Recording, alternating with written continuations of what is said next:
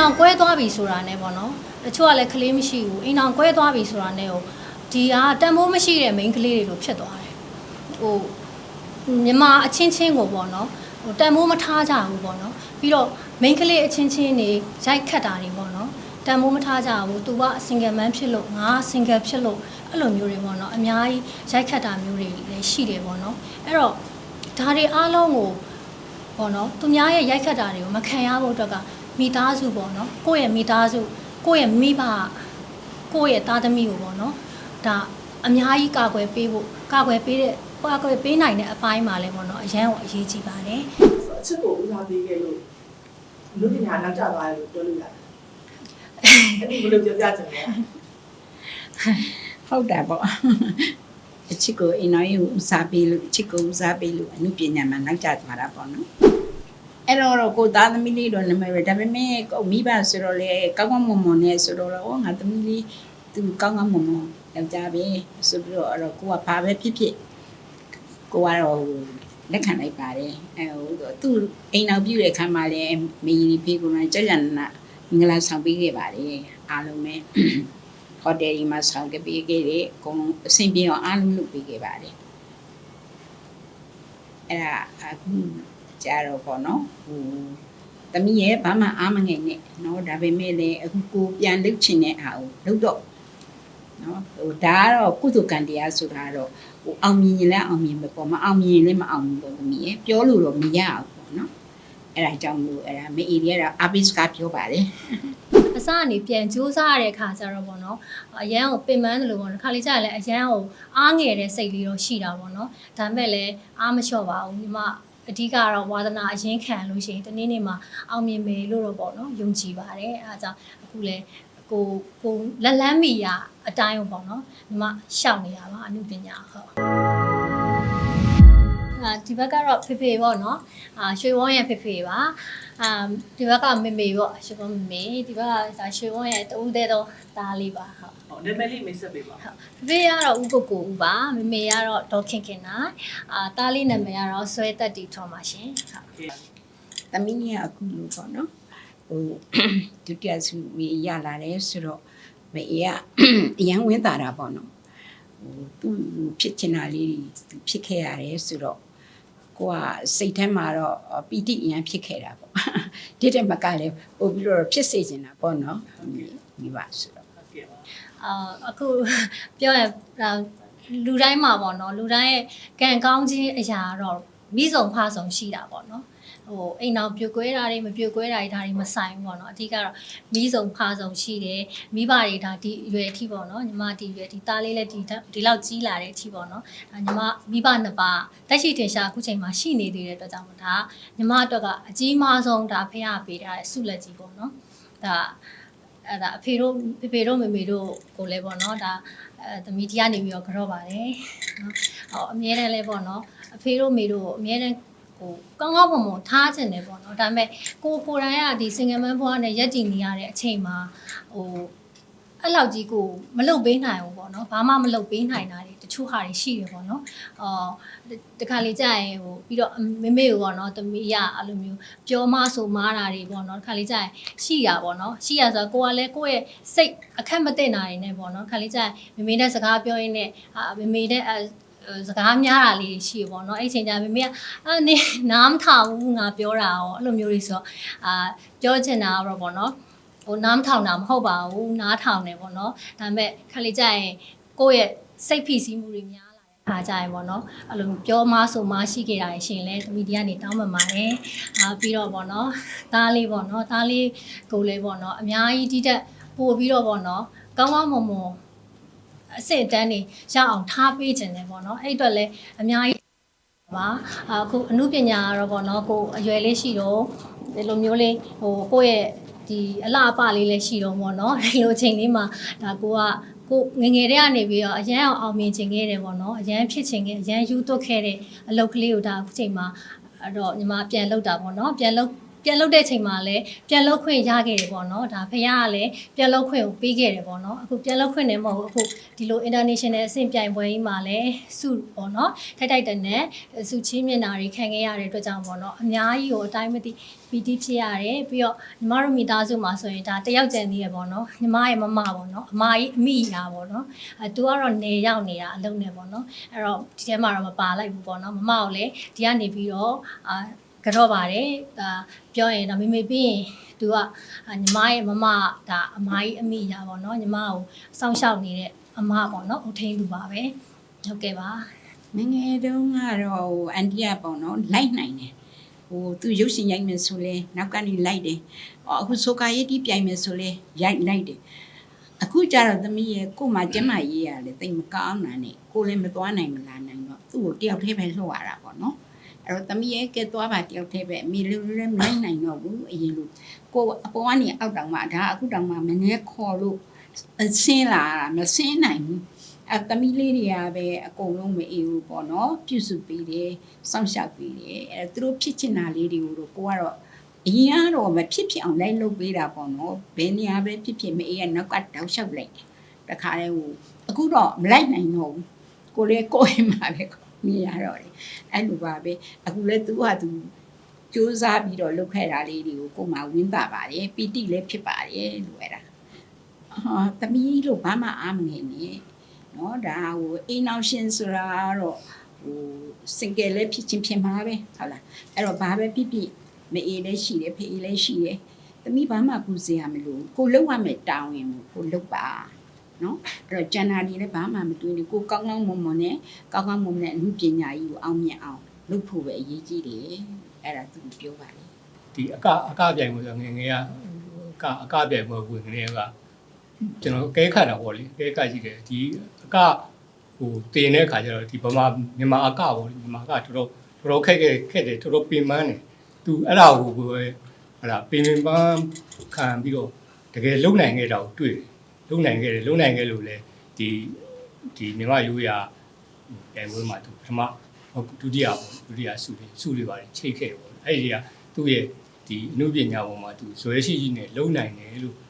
ကျွန်တော်တွေ့ခဲ့တယ်ဒါပေမဲ့အကြောင်းမျိုးကြောင့်နောက်သူအိမ်အောင်ကြနောက်အိမ်အောင်ကြပြီးတော့ပြန်ပြီးတော့ပွဲကွာပြီးတဲ့နောက်ပိုင်းမှာ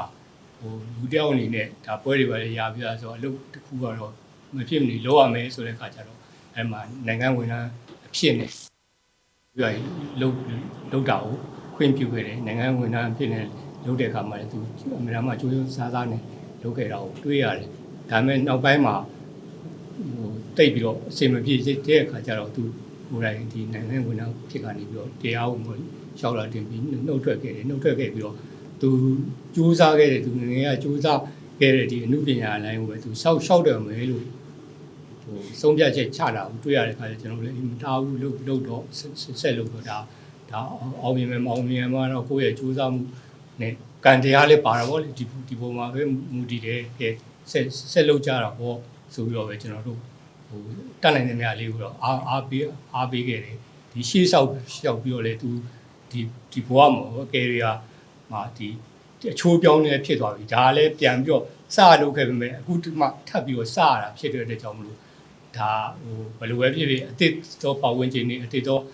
လူတွေနေတဲ့မတူညီမှုတွေတွေ့ရမှာပဲဒါတွေကိုကြံ့ကြံခံပြီးတော့လုပ်သွားမယ်ဆိုရင်တော့ဒီနေ့တော့အောင်မြင်မှာပဲဆိုပြီးတော့ပဲကျွန်တော်တို့ကသူ့ကိုအားပေးခဲ့ပါတယ်ကိုအရန်ဝါသနာပါတဲ့အရာကြီးကိုပေါ့နော်ကိုအရန်တန်မိုးထားတဲ့အရာကြီးကိုစွန့်လွတ်လိုက်ရတော့ပြောရဲအရန်တော့ခံစားခဲ့ရတယ်ပေါ့နော်ဒါပေမဲ့မလုပ်တော့ပါဘူးလေငါခုချိန်မှာအိမ်အောင်တယ်ဖြစ်နေပြီလေငါမလုပ်တော့ပါဘူးငါအဓိကငါရဲ့မိသားစုကဒါအရေးကြီးပါတယ်ဆိုရဲစိတ်နဲ့ပေါ့နော်ညီမဒီဟာတွေအကုန်လုံးကိုကြောခိုင်းခဲ့တာပေါ့နော်ကြောခိုင်းခဲ့ပြီးတော့ရှောက်ခဲ့တာပေါ့နော်အဲ့တုန်းကတော့ဒီလို social media တွေမရှိသေးဘူးအဲ့တော့ channel ခစ်ပေါ့နော် channel ခစ်ဆိုအဲ့တော့ channel interview တွေပါတော့အရင်တော့ပါတာပေါ့ဒါပေမဲ့အခုကျတော့ဒါ social media ခစ်တွေလဲဆိုတော့လေပို့ပြီးတော့အဲ့တုန်းကဒါညီမဆက်ပြီးတော့ရှောက်ခဲ့မယ်ဆိုရင်အခုဆိုရင်နေရာတနေရာကိုကောင်းကောင်းရနေလောက်ပြီပေါ့ နော်ဒါပေမဲ့အခုကတော့အစကနေပြန်ပြီးတော့လုပ်ရတဲ့အတွက်ကြောင့်ပေါ့နော်အရန်တော့ခက်ခဲပင်ပန်းနေပေါ့နော်ပြီးတော့အငယ်တွေကလည်းလေအငယ်လေးတွေကလည်းတက်လာတယ်ပြီးတော့ single လေးပေါ့နော် single လေးတွေကလည်းရှိတယ်ပေါ့နော်အများကြီးအဲ့လိုမျိုးလေးဂျားမှာကိုကပြန်ပြီးတော့အစအနေပြန်ကြိုးစားရတဲ့အခါကျတော့ပေါ့နော်အရန်ကိုပင်ပန်းတယ်လို့ပေါ့နော်ခါလေးကျရင်လည်းအရန်ကိုအားငယ်တဲ့စိတ်လေးတော့ရှိတာပေါ့နော်ဒါပေမဲ့လည်းအားမလျှော့ပါဘူးညီမအဓိကတော့ဝါသနာအရင်ခံလို့ရှိရင်တနေ့နေ့မှာအောင်မြင်မယ်လို့တော့ပေါ့နော်ယုံကြည်ပါတယ်အဲဒါကြောင့်အခုလည်းကိုလက်လန်းမီရအတိုင်းပေါ့နော်ညီမရှောက်နေရပါအမှုပညာဟုတ် အချစ်ကိုဦးစားပေးခဲ့လို့လူပညာနောက်ကျသွားတယ်လို့ပြောလို့ရတယ်အဲ့ဒီဘယ်လိုပြောပြချင်လဲ ဟုတ်တယ်ပေါ့အချစ်ကိုအိမ်တော်ရေးကိုဦးစားပေးလို့အချစ်ကိုဦးစားပေးလို့အမှုပညာမှာနောက်ကျသွားတာပေါ့နော်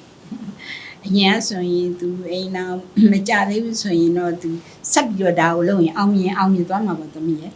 အခုသူကဂျာနီဖြတ်လိုက်တဲ့အခါကျတော့မအောင်မြင်တော့ဘူးပေါ့နောက်ဆုံးကျတော့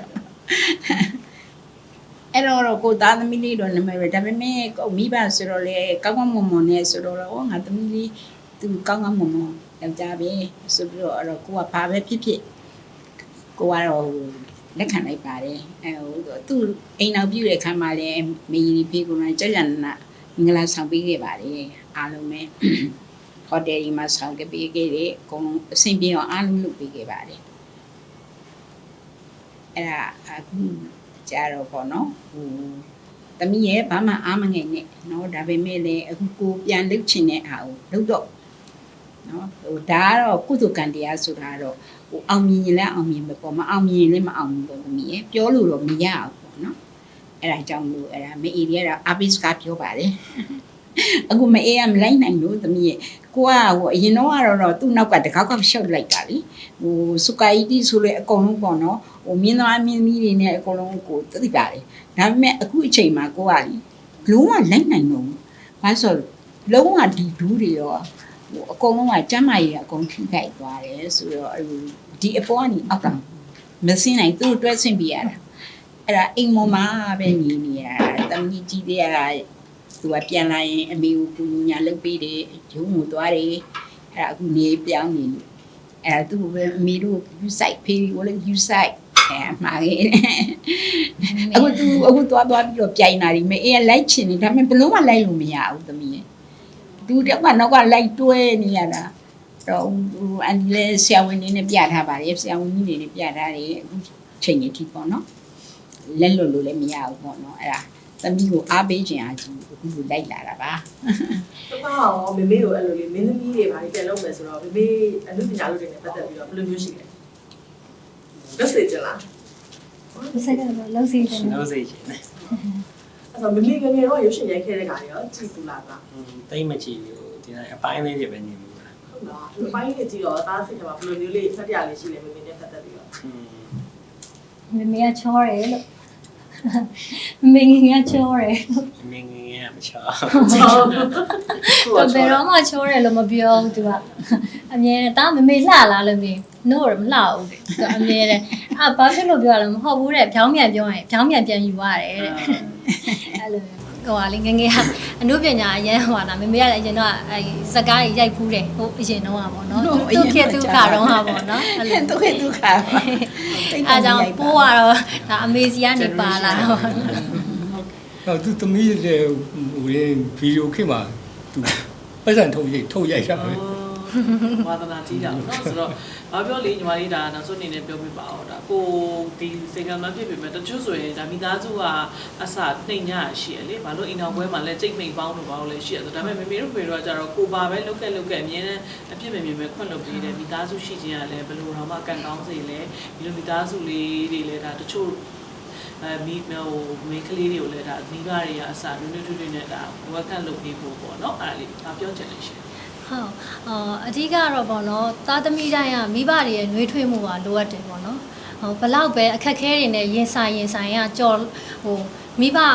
ကျုံမိဘမရှိတဲ့သူတွေကြတော့လဲပေါ့နော်ဟိုပို့ပြီးတော့အားငယ်ရတာပေါ့ဒါပေမဲ့မိဘရှိနေတဲ့သူတွေကြတော့လဲမိဘတွေကပေါ့နော်ကိုသားသမီးစိုးသည်ဖြစ်စေကောင်းသည်ဖြစ်စေပေါ့နော်ဟိုဘလို့ပဲအခက်ခဲတွေဘလို့ပဲဘာတွေပဲဖြစ်လာပေါ့နော်ဒီမိဘစီပဲပြန်ပြီးတော့ မိဘရင်ဝင်ပဲပြန်လာတဲ့အခါမှာနှွေးနှွေးထွေးထွေးနဲ့ပေါ့နော်ကြိုးဆိုပြီးတော့ကိုသားသမီးကိုသူများမနှိမ်အောင်သူများအနိုင်မကျင့်အောင်ပေါ့နော်အမြဲတမ်းကာကွယ်ပေးနိုင်ဒါကတော့ဒါမိဘပီတာတဲ့မိဘတွေပေါ့နော်မိဘတွေဖြစ်မှာပါအဲ့တော့အခုပေါ့နော်အပြင်မှာညီမလိုပဲပေါ့နော်ရွှေဝန်းလိုပဲ single mother လေးပေါ့နော်ရှိတယ်ဆိုလို့ရှိရင်လည်းပေါ့နော်ကို့မှာမိဘရှိနေတယ်ဆိုလို့ရှိရင်ပေါ့နော်မိဘတွေကလည်းကိုယ့်ရဲ့ဒီကိုသားသမီးပေါ့နော်ကိုသမီးပေါ့နော်ကိုသမီးလေးကိုဒါဘယ်လိုပဲဖြစ်ဖြစ်ရေရောမကွာပေါ့နော်ပြန်ပြီးကိုယ့်ရဲ့ရင်ဝင်ထဲမှာပြန်ပြီးတော့စောင့်ရှောက်ပါကာခွဲပြေးဝကာခွဲပေးပါပေါ့နော်နှမို့လို့ရှိရင်ဒီလိုမျိုးမိဘတွေကပါမကာခွဲလို့ရှိရင်ကိုသားသမီးကိုဘယ်သူကကာခွဲတော့မှာလဲနော်အဲ့တော့ကိုသားသမီးကိုကိုမိဘကပဲကာခွဲရမှာလေအဲ့တော့ကိုသားသမီးကိုမကာခွဲလို့ရှိရင်သူများကစင်ငယ်မဖြစ်တာအပြင်ဒီစင်ငယ်မဖြစ်လို့ဆိုပြီးတော့ပဲချိုးနေကြမှာအိမ်အောင်ကွဲလို့ဆိုလို့ပဲချိုးနေကြမှာရိုက်ခက်ကြမှာစော်ကားကြမှာပေါ့နော်ပြီးတော့မြန်မာပြည်မှာအနောက်နိုင်ငံတွေနဲ့မတူဘူးပေါ့နော်မြန်မာဒီ culture လည်းမတူတဲ့အတွက်ကြောင့်ဒီအိမ်အောင်ကွဲသွားပြီဆိုတာနဲ့ပေါ့နော်တချို့ကလည်းကလေးမရှိဘူးအိမ်အောင်ကွဲသွားပြီဆိုတာနဲ့ဟိုဒီကတန်ဖိုးမရှိတဲ့ main ကလေးတွေလိုဖြစ်သွားတယ်ဟို